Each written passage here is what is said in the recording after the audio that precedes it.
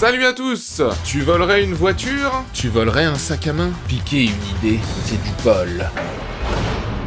Eh bien aujourd'hui je vous propose de voler une idée sans se faire prendre. Plus sérieusement, on a déjà tous entendu parler de ces histoires de plagiat dans le monde de la musique. Certains sont même devenus célèbres. Aujourd'hui, on va pas parler de plagiat. Oui, je le confesse, j'ai déjà volé des idées à un autre guitariste. Mais vous savez quoi? Eh bien, je pense qu'on l'a tous déjà fait à un moment donné ou un autre. Après tout, on s'inspire de nos héros pour travailler notre instrument, et prendre des plans à droite à gauche, eh bien ça fait partie du jeu. D'ailleurs, beaucoup de guitaristes avouent volontiers qu'ils ont piqué une idée à un autre musicien, histoire de l'adapter et de l'incorporer dans leur jeu. Et même pas forcément que de guitariste à guitariste, on peut imaginer par exemple aller piquer un plan à un saxophoniste et l'adapter à notre jeu de guitare. C'est même assez bénéfique pour votre technique de guitare et votre musicalité, puisque reprendre un plan, par exemple comme je disais au saxophone, mais essayer de le rejouer avec les techniques de la guitare, ce sera pas forcément évident. Il va falloir essayer de le faire sonner sans avoir accès aux techniques du saxophone.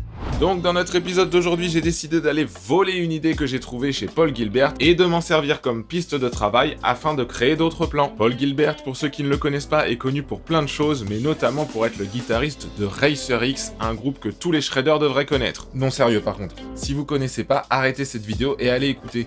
Il est connu aussi pour être le guitariste du groupe Mr. Big, qui est certes peu célèbre chez nous, mais qui a connu ses grandes heures de gloire dans les années 80 et 90, et qui sont des méga stars au Japon.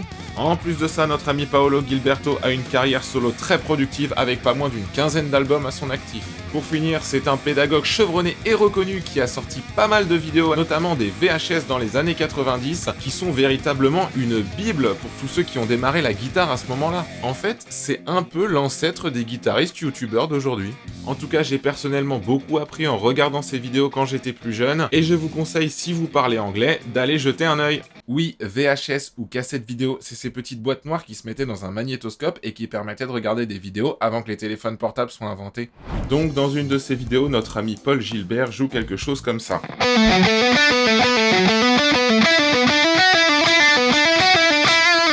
On remarque dans ce plan qu'il utilise un pattern qu'il déplace sur deux positions différentes.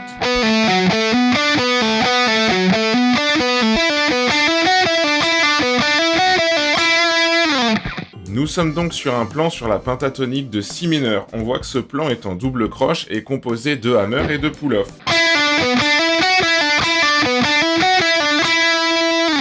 Moi, de cet exercice, j'ai récupéré le pattern suivant qu'on va essayer de jouer en boucle.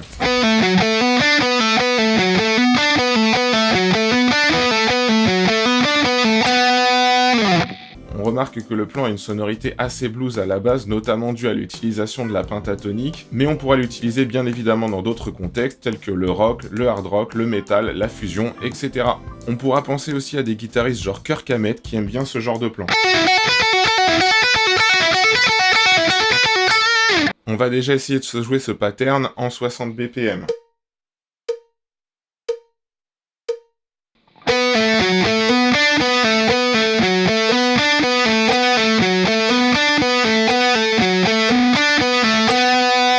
L'exercice en soi est déjà assez intéressant et on pourrait le décliner sur la pentatonique de si mineur entière.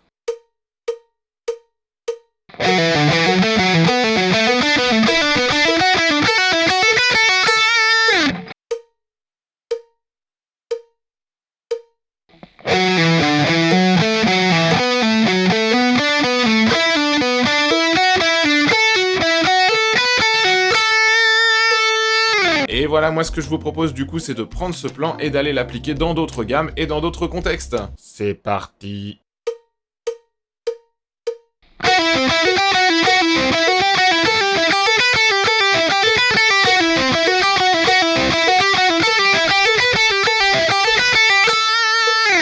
Dans cet exercice, j'ai joué le pattern sur des notes issues de la gamme de mi mineur. On a donc deux mesures différentes qui vont jouer le plan sur deux accords différents. Si vous regardez, dans la première mesure, on a une triade de Do majeur,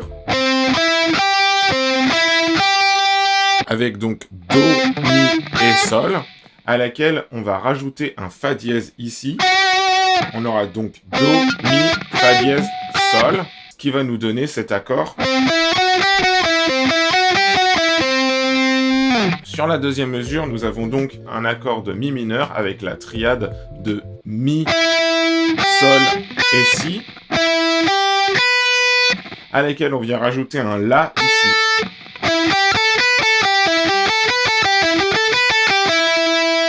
Bien sûr, du coup, on applique le même pattern, ce qui va nous donner...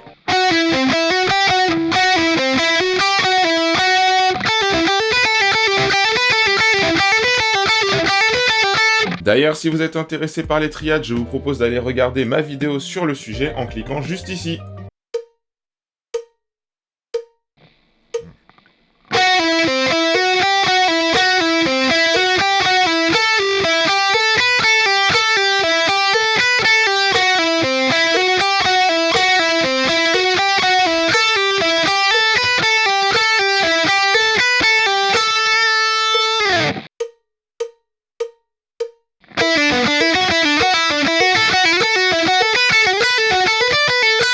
Dans cet exercice, j'ai appliqué notre plan sur plusieurs positions de notre gamme pentatonique de si mineur. Vous entendrez parler souvent de ces positions comme des boîtes. Je vais vous présenter tout de suite les différentes boîtes que nous allons utiliser dans cet exercice. On a par exemple en premier cette boîte-là.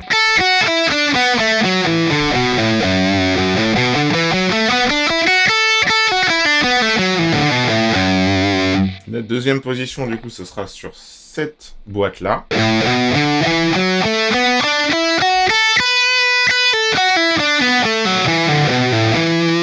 La troisième, ce sera sur cette boîte-là.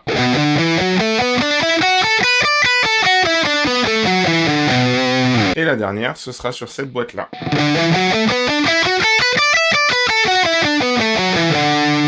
Vous pouvez bien sûr travailler d'abord chaque position séparément avant de tout coller ensemble. Notre première boîte sera celle-là. La deuxième position, du coup, en boucle, ça donnera ça.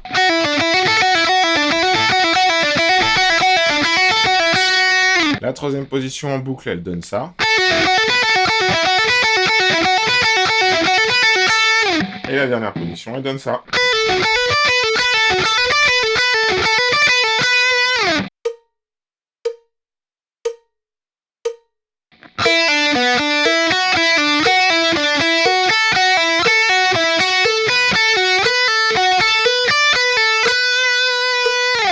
Psst, oublie pas de mettre un j'aime et de t'abonner à la chaîne.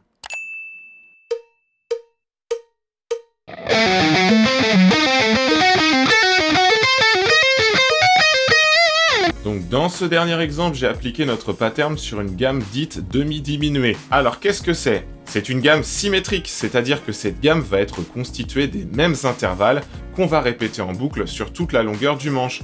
On va avoir deux manières d'interpréter cette gamme demi-diminuée. La gamme un demi-ton-ton qui ressemble à ça.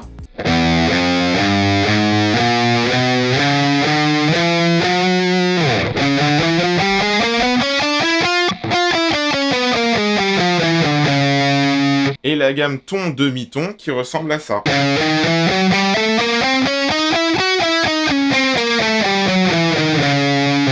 Nous, en fait, dans le présent exercice, on va pas trop se préoccuper de savoir laquelle des deux on utilise, puisqu'on ne va jouer que des intervalles de tierces mineures. C'est-à-dire qu'on va jouer que des notes espacées d'un ton et d'un demi-ton.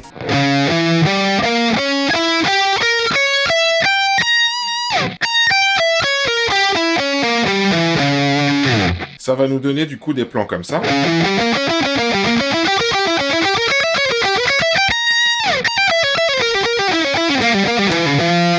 Sur une corde, elle nous donne ça.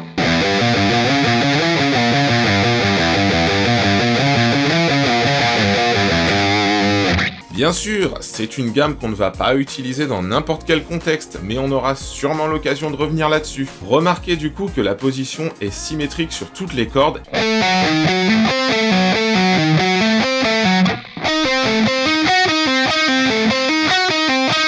Excepté bien sûr lorsque l'on passe de la corde de Sol à celle de Si.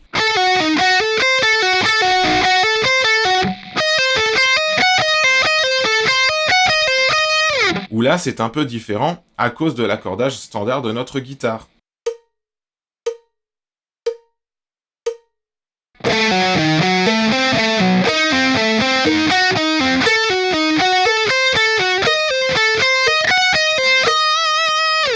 Pour notre dernier exercice, je vous propose d'abord un petit travail de l'oreille. Vous allez écouter sans voir l'exercice et essayer de repérer ce qu'il y a de différent.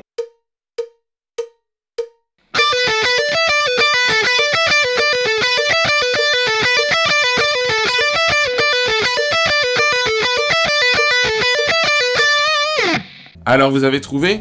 Si vous écoutez bien, effectivement, j'ai joué exactement le même plan, mais à chaque fois, en fait, j'ai fait un doigté différent. À chaque tourne du pattern, j'ai changé de doigt. Je vous le remets, mais avec les images.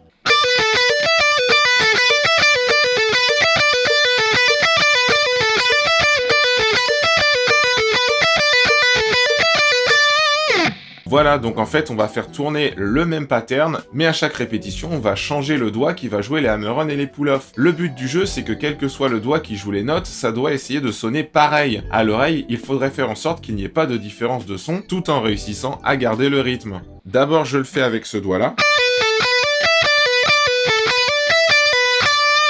Ensuite, avec ce doigt-là. Et pour finir, avec le dernier.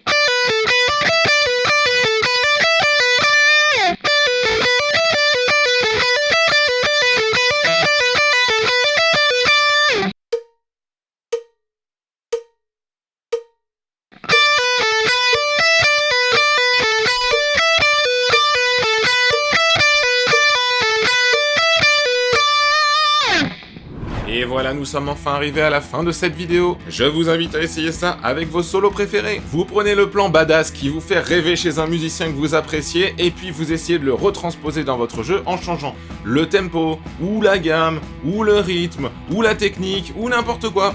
C'est vrai qu'aujourd'hui, on s'est concentré uniquement sur le changement de gamme, mais en vrai, les possibilités, elles sont infinies.